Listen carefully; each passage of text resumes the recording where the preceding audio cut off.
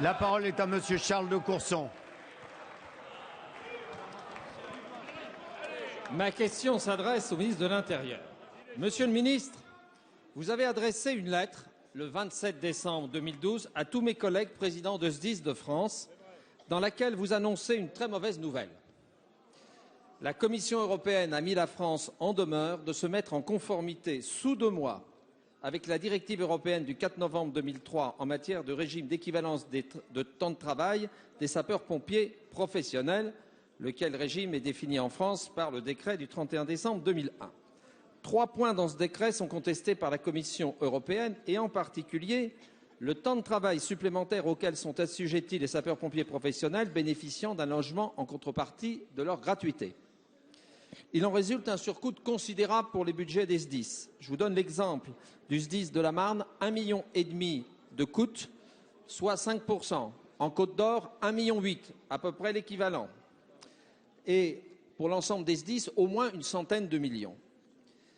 Ce coût supplémentaire sera supporté, Monsieur le ministre, par les conseils généraux, puisque la croissance des contributions des communes et des intercommunalités est plafonnée par la loi à l'inflation. Or, les conseils généraux sont en crise financière grave du fait de la forte croissance de leurs dépenses sociales et de la stagnation de leurs recettes.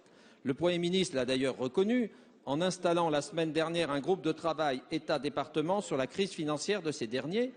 Et le Président de la République a reçu lundi dernier le comité exécutif de la Fédération nationale des sapeurs-pompiers de France et, je cite, il a témoigné de son engagement afin d'éviter l'application de la directive européenne sur les temps de travail pour les sapeurs-pompiers uniquement volontaires. Et dans votre lettre, Monsieur le ministre, du 27 décembre, vous évoquez une négociation avec la Commission sur un calendrier de mise en conformité échelonné sur 2 ans. Ma question est double. Envisagez-vous de vous battre, y compris devant la Cour de justice, pour obtenir une dérogation pour les sapeurs-pompiers professionnels, comme on l'a obtenu pour les sapeurs-pompiers volontaires? Et dans la négative, est-ce que vous envisagez une aide financière aux SDIS pour couvrir ce surcoût insupportable? La parole est à Monsieur Manuel Valls, ministre de l'Intérieur. Monsieur le Président, Monsieur le député Charles de Courson, le temps de travail des sapeurs-pompiers professionnels n'est pas conforme au droit européen, vous venez de le rappeler.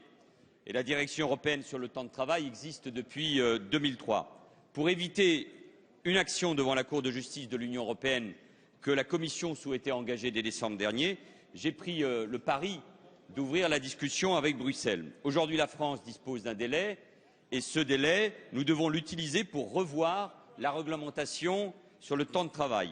Cette nouvelle réglementation devra prendre en compte les garanties que le droit européen offre aux agents. Elle devra aussi préserver les finances des SDIS et nous éviter surtout un contentieux à coup sûr perdant qui aboutirait à de lourdes amendes.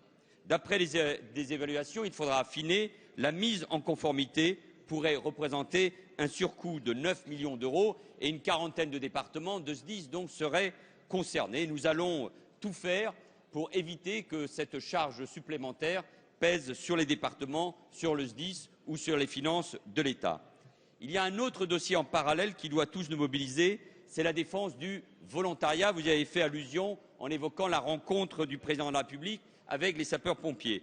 Et cette même directive sur le temps de travail est en cours de révision et il en va au fond d'un engagement citoyen et du rôle des sapeurs-pompiers, qu'ils soient professionnels ou qu'ils soient volontaires. Ce modèle que nous défendons aussi avec nos amis allemands qui ont un dispositif du même type, il est essentiel pour préserver ces soldats du feu, ces hommes, ces femmes engagés au service de nos concitoyens, à qui, en répondant à votre question, Monsieur le député, je veux rendre encore une fois hommage.